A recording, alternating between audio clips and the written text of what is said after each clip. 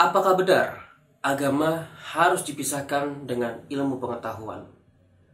Mari kita saksikan video berikut. Saya Febriadi Putra Setiawan. Di sini saya akan menyampaikan terkait pemateri pemisahan agama dan pengetahuan dalam pendidikan. Pendidikan adalah fondasi utama dalam membangun peradaban manusia.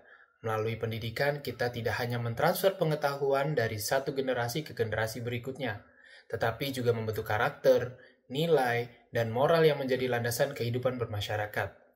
Namun, dalam perjalanannya, pendidikan seringkali dihadapkan pada pertanyaan-pertanyaan mendasar yang memerlukan refleksi mendalam. Salah satunya adalah pertanyaan tentang apakah agama dan pengetahuan harus dipisahkan dalam pendidikan. Filsafat sebagai disiplin yang selalu mempertanyakan hakikat dan makna kehidupan memberikan perspektif yang mendalam tentang mosi ini. Melalui lensa filsafat, kita dapat melihat bahwa agama dan pengetahuan bukanlah dua entitas yang bertentangan, tetapi dapat saling melengkapi. Agama memberikan kerangka moral yang mengarahkan penggunaan ilmu pengetahuan, sementara pengetahuan memberikan pemahaman tentang cara dunia bekerja. Dalam presentasi ini, kita akan mengeksplorasi argumen dari kedua belah pihak, baik yang mendukung maupun yang menolak pemisahan agama dan pengetahuan dalam pendidikan. Kita juga akan melihat bagaimana filsafat memandang mosi ini, serta refleksi tentang implikasi yang mungkin timbul bagi masa depan pendidikan. Selanjutnya saya, Safa Rahmani Rangkudi, akan menjelaskan definisi dan peran agama, ilmu pengetahuan, dan pendidikan. Pertama, agama. Agama adalah sistem kepercayaan yang memberikan pedoman moral dan etika dalam kehidupan manusia. Dalam konteks pendidikan, agama seringkali dianggap sebagai elemen yang dapat mengatur perilaku dan membentuk karakter siswa agar sesuai dengan nilai-nilai moral yang dianut oleh masyarakat. Kedua, ilmu pengetahuan. Ilmu pengetahuan adalah hasil eksplorasi dan observasi manusia terhadap dunia yang berkembang melalui metode ilmiah. Ilmu tidak memiliki batasan moral secara inheren, sebab fokus utamanya adalah mencari kebenaran objektif melalui rasionalitas dan eksperimen. Ketiga, pendidikan.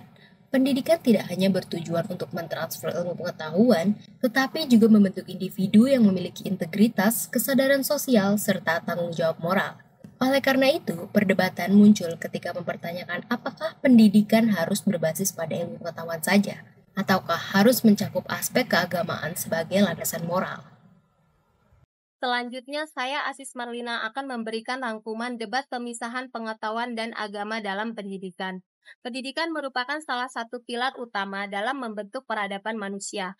Namun perdebatan tentang apakah agama dan pengetahuan harus dipisahkan dalam pendidikan terus menjadi topik yang relevan dan kontroversial. Mosi ini mengajak kita untuk mempertimbangkan apakah pemisahan antara agama dan pengetahuan akan membawa kemajuan atau justru menimbulkan dampak negatif bagi perkembangan individu dan masyarakat.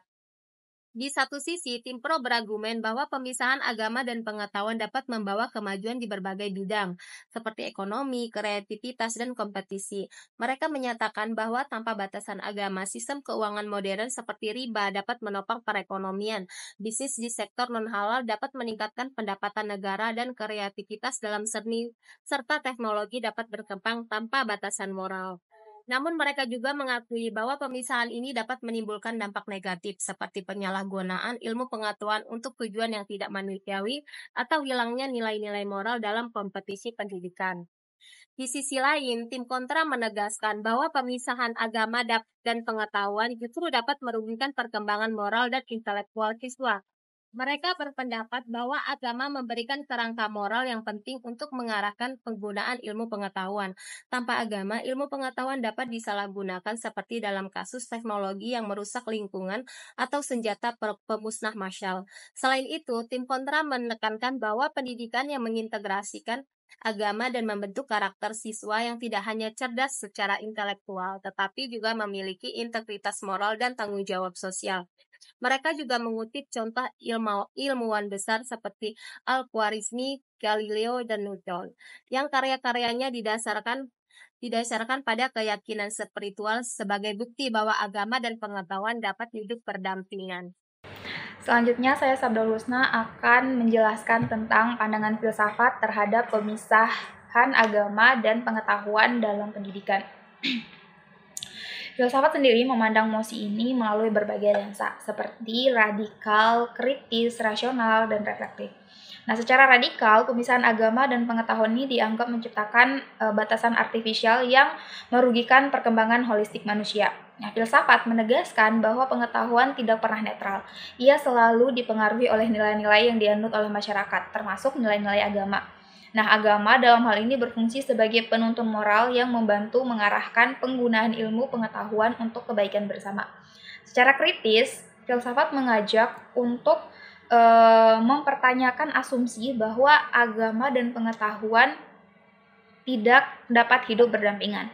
Jadi banyak ilmuwan besar dalam sejarah seperti Al-Khwarizmi dan Newton justru mendasarkan karya mereka pada keyakinan spiritual. Nah, hal ini menunjukkan bahwa agama dan pengetahuan bukanlah dua domain yang terpisah, tetapi dapat saling melengkapi. Nah, filsafat juga mengkritik pandangan yang mengabaikan peran agama dalam pendidikan, karena hal ini dapat mengarah pada materialisme dan hilangnya nilai-nilai moral universal seperti kejujuran, keadilan, dan bahkan kemanusiaan. Secara rasional, filsafat menekankan bahwa agama dan pengetahuan memiliki tujuan yang saling melengkapi. Pengetahuan memberikan pemahaman tentang cara dunia bekerja, sedangkan agama memberikan makna dan tujuan atas pemahaman tersebut. Jadi pendidikan yang mengintegrasikan keduanya juga dapat menciptakan individu yang tidak hanya cerdas secara intelektual, tetapi juga bijaksana dalam mengaplikasikan pengetahuannya. Contohnya, pendidikan sains. Agama dapat membantu siswa memahami tanggung jawab moral dalam menjaga lingkungan, seperti penggunaan energi terbarukan sebagai cara memenuhi kebutuhan manusia tanpa merusak ciptaan Tuhan. Secara reflektif, filsafat sendiri memperingatkan bahwa menghilangkan agama dari pendidikan itu dapat mengakibatkan generasi muda kehilangan fondasi moral yang kuat. Nah, tanpa agama, sistem pendidikan mungkin hanya berorientasi pada prestasi akademik dan materialisme, tanpa memperhatikan aspek moral dan spiritual manusia. Jean-Jacques Rousseau dan Immanuel Kant, dua filsuf besar, menegaskan bahwa pendidikan itu tidak hanya bertujuan untuk mencerdaskan, tetapi juga membentuk karakter moral individu. Jadi agama dalam hal ini berperan sebagai sumber moralitas yang membantu menanamkan nilai-nilai kejujuran, keadilan, dan juga tanggung jawab. Oke, saya lanjut. Saya Fani. Saya akan melanjutkan. Jadi Jean-Jacques Rousseau dan Immanuel Kant berpendapat bahwa pendidikan tidak hanya berfungsi untuk mencerdaskan, tetapi juga membentuk karakter dan individu. Agama sebagai sumber moralitas dapat membantu menanamkan nilai-nilai seperti kejujuran, keadilan, dan tanggung jawab dalam dunia pendidikan. Pemisahan agama dan pendidikan beresiko menciptakan sistem pendidikan yang hanya berorientasi pada prestasi akademik tanpa memperhatikan aspek moral dan spiritual manusia.